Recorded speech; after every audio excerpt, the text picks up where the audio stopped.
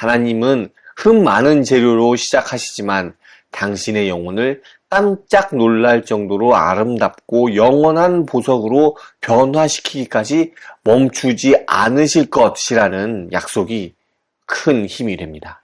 생각하는 신앙 우러나는 복음 믿음 향기.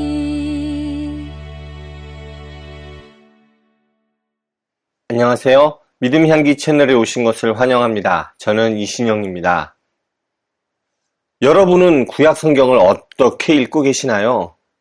혹시 구약의 인물들을 보면서 나는 저 사람들보다는 낫지 않나 라는 생각을 하신 적이 있으십니까?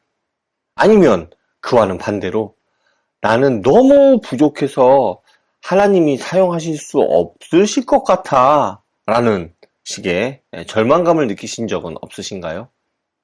오늘은 그런 우리의 생각을 완전히 뒤집어주는 책을 함께 나누고자 합니다. 이언 두기드의 끈질긴 은혜에 붙들린 삶입니다.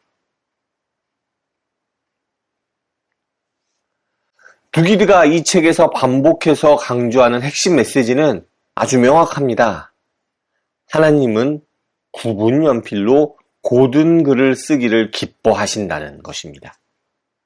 이삭이나 야곱 같은 족장들을 보면 정말 완벽하지 않은 사람이죠. 이삭은 아버지 아브라함만큼 믿음이 대단하지도 않았고, 야곱은 아예 속임수와 조작으로 점철된 삶을 살았습니다. 그런데 하나님은 이런 사람들을 포기하지 않으시고 오히려 그들의 연약함과 실패를 통해 당신의 구원 계획을 이루어 가셨다는 것이 이 책 저자의 핵심적인 관점입니다.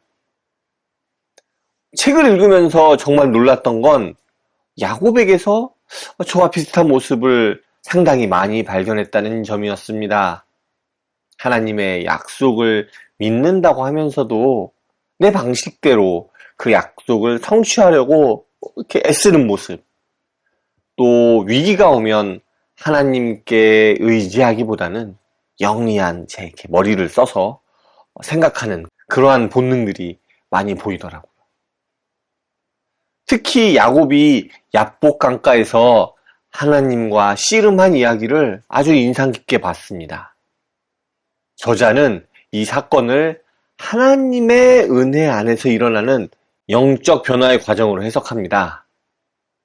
우리가 하나님과 씨름하는 그 순간들, 고난 중에 또 의심 가운데서 그 씨름하는 그때에 하나님의 은혜가 더욱 깊이 역사한다는 것입니다. 책에서 다루는 또 다른 중요한 주제는 우상숭배 문제입니다. 저자는 무엇인가를 잃거나 잃을 가능성이 있어 당신의 영혼이 무너지고 있다면 그것이 당신의 우상이라고 정의합니다. 성공, 인정, 안전, 관계 등 하나님보다 더 의지하게 되는 것들을 말하는 것이죠. 두기드는 구약의 모든 이야기가 궁극적으로 예수 그리스도를 향해 나아간다는 관점을 일관되게 유지합니다. 야곱의 사다리 꿈을 하나님과 인간 사이의 중보자이신 그리스도의 예표로 해석하는 부분이 특히 그런 것을 아주 단적으로 드러내고 있는 것 같습니다. 그 외에도 거의 순종한 것으로는 결코 충분하지 않다. 온전히 순종해야 한다라는 메시지도 마음에 깊이 와 닿았습니다. 하지만 이런 메시지들을 현실에 적용하는 것은 생각보다 쉽지 않다는 생각이 들었습니다. 책을 읽을 때는 그래 맞아 하면서 감동을 받는데 막상 일상으로 돌아오면 똑같은 패턴으로 살아가게 되거든요. 변화 과정이 책에서 묘사하는 것만큼 드라마틱하지도 또 빠르지도 않습니다. 실제로는 같은 실수를 몇 번이고 반복하고 변화했다고 생각했는데 다시 원점으로 돌아가는 경우가 훨씬 많죠. 또한 한국 사회의 현실적인 압박을 고려할 때 우상들을 완전히 묻어버리는 것이 거의 불가능에 가깝습니다. 성공과 인정에 대한 사회적 압박이 워낙 강하거든요. 그리고 때로는 그리스도 중심적 해석이 좀 억지스럽게 느껴지기도 하는 부분이 있었습니다. 모든 것을 예수님과 연결시키려다 보니 구약 본문 자체의 고유한 메시지가 좀 상대적으로 소홀하지 않나라는 생각이 들었습니다. 이러한 한계에도 불구하고 끈질긴 은혜에 붙들린 삶의 가장 큰 유익은 목회적 위로인 것 같습니다. 하나님은 흠 많은 재료로 시작하시지만 당신의 영혼을 깜짝 놀랄 정도로 아름답고 영원한 보석으로 변화시키기까지 멈추지 않으실 것이라는 약속이 큰 힘이 됩니다. 완벽함을 추구하다 지친 현대 기독교인들에게는 분명히 위로가 되는 책입니다. 특히 자신의 연약함과 실패 때문에 낙심하고 있는 분들에게는 큰 격려가 될 것 같습니다. 다만 이런 위로의 메시지가 현실 도피나 안일함으로 이어지지 않도록 주의하는 것은 꼭 필요하겠죠. 그리고 이 책이 결국 믿는 사람들을 위한 책이라는 점에서 정말 절망적인 상황에 있는 사람들이나 하나님을 의심하는 사람들에게는 과연 이 메시지가 어떻게 다가갈 수 있을지 의문이 남습니다.